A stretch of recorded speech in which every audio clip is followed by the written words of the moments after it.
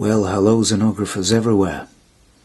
One of the great things about the old film cameras is that they had some really cool lenses, and you don't necessarily need to shoot film in order to use them. These lenses can easily be adapted to mirrorless digital cameras, and because they have a different look to modern digital lenses, they'll give your digital stills and video a really interesting old school look. This is an old Russian lens. It's the Industar 61. It's really contrasty if you use it with a lens hood. It's very small and very neat. It has apertures that run from f2.8 to f16 with click stops. And because it's a rangefinder lens, the focusing range is 1 meter or 3 feet to infinity.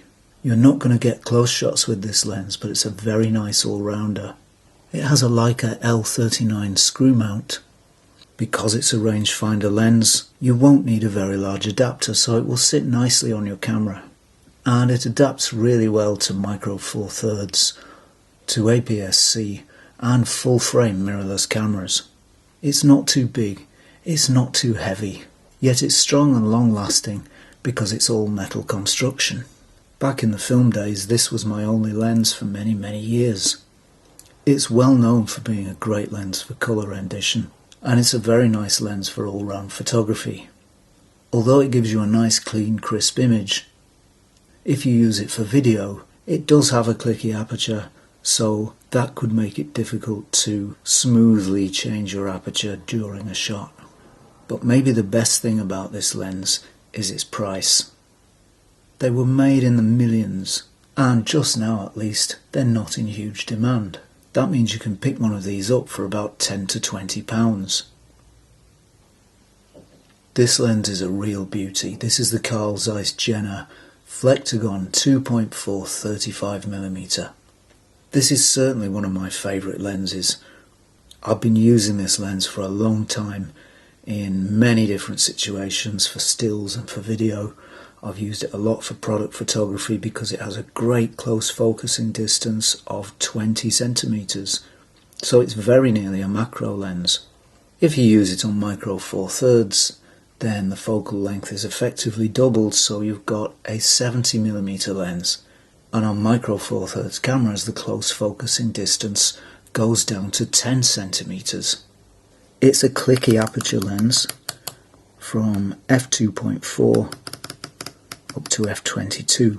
It renders colours really nicely, and the background blur is very soft. It's a really versatile lens. You can go very close with it, and because it's a 35mm, it's great for street photography as well. If you use a medium aperture, say 5.6 or f8, you can zone focus and just concentrate on getting the shot. It's great for stills, it's great for video. It's a really nice lens. It loses out slightly in the sharpness stakes when it's fully open. But hey, this is a vintage lens. That's part of their character. Find a good copy of this lens and you can't go wrong. Their one drawback is that they're not particularly cheap. These go for around £120 to £150. But it's such a nice lens, I think it's worth it. This is another of my favourites. This is the Helios 44-2. It's pretty much the same as the 44, though the 44-2 has a slightly higher resolving power. This is a great video lens because, although it does have click stops on one aperture ring, it has another aperture ring that is stepless, so you can change your aperture during a shot. I've used this lens extensively. It's a bit of a love or hate lens. Some people can't see what all the fuss is about. Others like it for its swirly effect in the out of focus areas of a shot. I have to admit, I'm a fan. It focuses down to 60 centimeters. Apertures run from f2 to f16. The focal length is 58mm, so it's a little bit longer than most 50s. And if you're using it on micro four thirds, it effectively becomes a 116mm lens, so it becomes fairly long on that system. I can't see what's not to like about this lens. It has a lovely look on stills and video, and I think it's quite a good looking lens.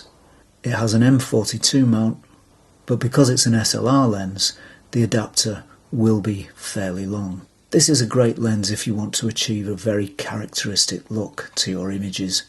They're not expensive. You can buy one of these from around £30 to around about £60 for a really nice example. Here's another favourite of mine. This is the 50mm Jupiter 8. It's a rangefinder lens, so it's very compact and light. It focuses from 1 meter or 3 feet to infinity, and the aperture range runs from f2 to f22, so it's a fairly fast lens. And this is a good video lens because we have a stepless aperture ring, no clicks on the Jupiter 8. It's not quite as sharp or quite as contrasty as the other rangefinder lens we've talked about, the Industar 61, and it really does suffer from flaring, so if you're shooting into the light you must use a hood with this lens if you want a reasonably contrasty image. If you don't, shoot without.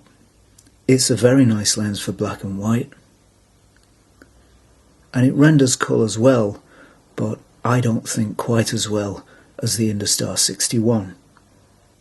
These lenses again are not expensive, and you can find these from around £15 to around about £30.